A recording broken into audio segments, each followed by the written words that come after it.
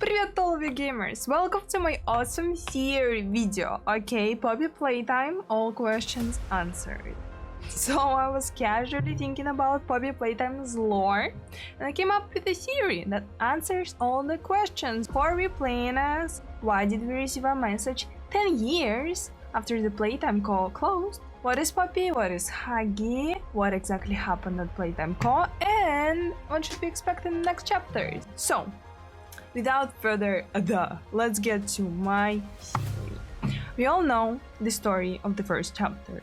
We get the mysterious message 10 years after some kind of incident at Playtime call. As a loyal fellow ex-co-worker, we set on an adventure to free our colleagues, fighting our PTSD from the incident 10 years ago, or maybe we just weren't there at the time that something happened. But something did happen, and we get to know that from the recording that you can find right in front of Poppy's lair, but we'll get back to that recording later, gamers. Normally, when a person would get a message covered with blood splashes that contains important information about presumably a lot of people that went missing some time ago, normally people go to the police, but freak that, right? We are going to the factory alone, and to spice our little adventure up, we are not telling anybody that we're doing this, right? We are not getting any weapons, and yeah, what can go wrong, right?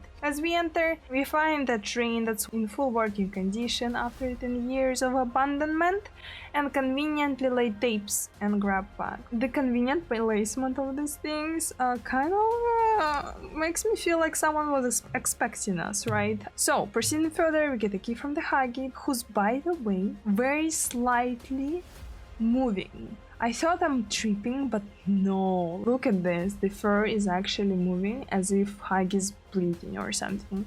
And by the way, have you noticed Huggy's eyes inside of these doll's eyes? They're actually very creepy, humanish eyes.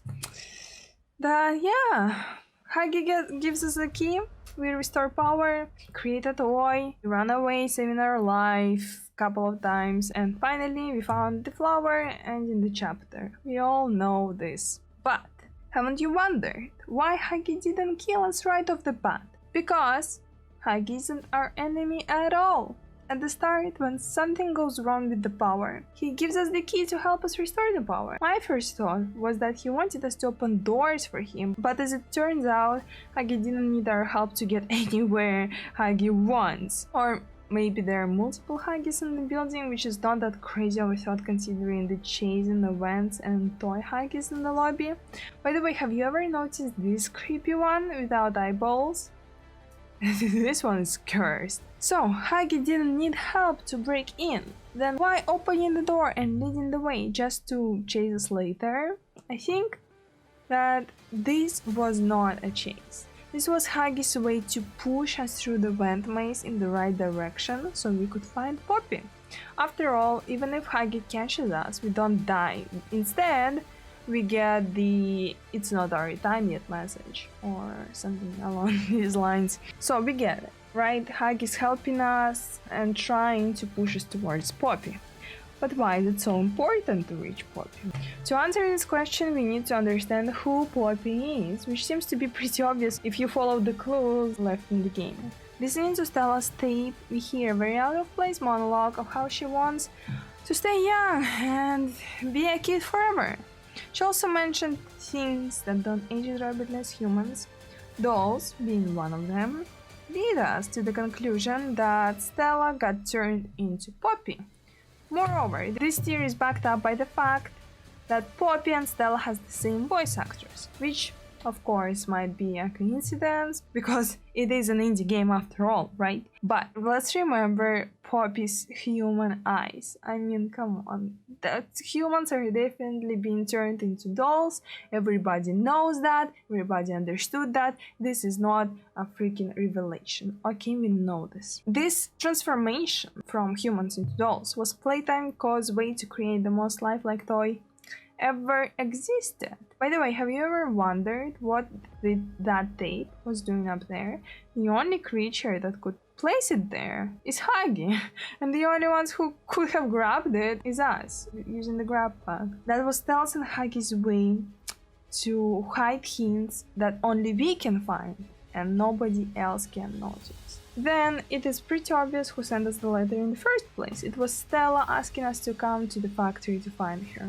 Then let's try to explain the abundance of warning messages on the wall in front of Poppy's lair. I think these messages were not left for us. They might be left by other people who might snoop around the factory because it was abandoned for 10 years, right? I mean, there definitely would be kids who would snoop around. I bet that security message that we see at the entrance of the toy factory is also left for them.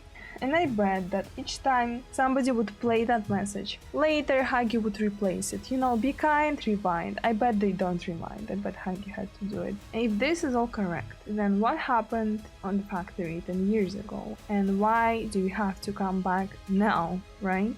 As we know, Poppy was not the only human experiment of the factory. I mean, come on, let's look at Huggy, let's look at blood splashes around all the little dolls. We can even theorize that Playtime Co. was using orphans as the material for their experiments and turning them into smaller dolls, using adoption program as the cover. But that's a whole other theory. Let's not get into that right now, but you can get into that in the comments, okay? So, I think that 10 years ago, one of the projects, the prototype for experiment 1006 is escape and caused some havoc, right? We get to know about them through the tape that we find in front of Poppy's location. The most obvious conclusion would be that Huggy is the experiment 1006, especially if we take into account one death message that we can get after Huggy eats us. The death message says, experiment 1006, isn't he wonderful? But we can clearly hear Huggy thumping in the background of the tape, which leads to the conclusion that Huggy is not in fact the experiment 1006. I mean, at this point, it's pretty obvious who the experiment 1006 is. But first, I'm gonna talk a little bit about the most alarming part of the message that can be heard at the very end. One breakthrough, and I'll be back. What if Leith Pierre, the head of innovation department, did achieve his breakthrough after 10 years of Playtime Co.'s closing? The factory does still work after all, allowing him to keep researching, right? What was the breakthrough? New super powerful toy he moved his conscience into? Or maybe he managed to bring back Elliot Ludwig, the founder of Playtime Co., whose vision was so unique and brilliant he made Make a Friend and Huggy possible, because innovation is key and death isn't permanent. Whatever it is, Poppy makes sure to let us know that our life is not the only one at stake, and that we should not let others in. If it isn't clear by now, I'm assuming that Poppy leaves us the mental messages trying to communicate from her case. This leaves us with the most important part of the video. If Poppy wants to stop a crazy scientist and his breakthrough from harming anyone, who would she ask for help?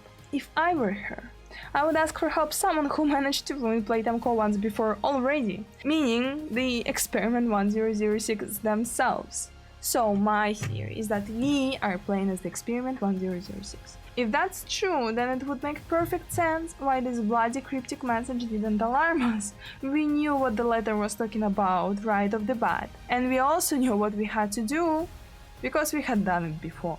And that's exactly what we'll have to do in the next chapters, making our way through the toy factory, finding all the Leith Pierre's creations to stop him for good.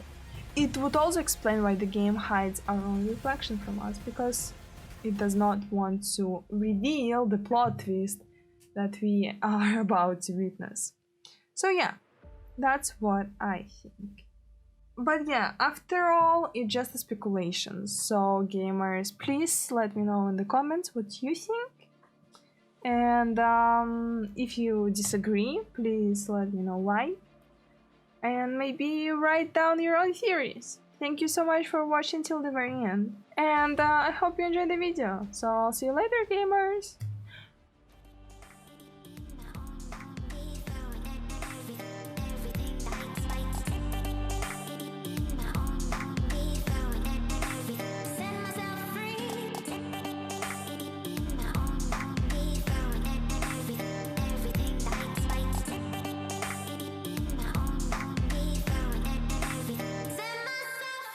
By the way, have you noticed that this machine that colors toys uses parts that are already colored but removes the color first to color it again?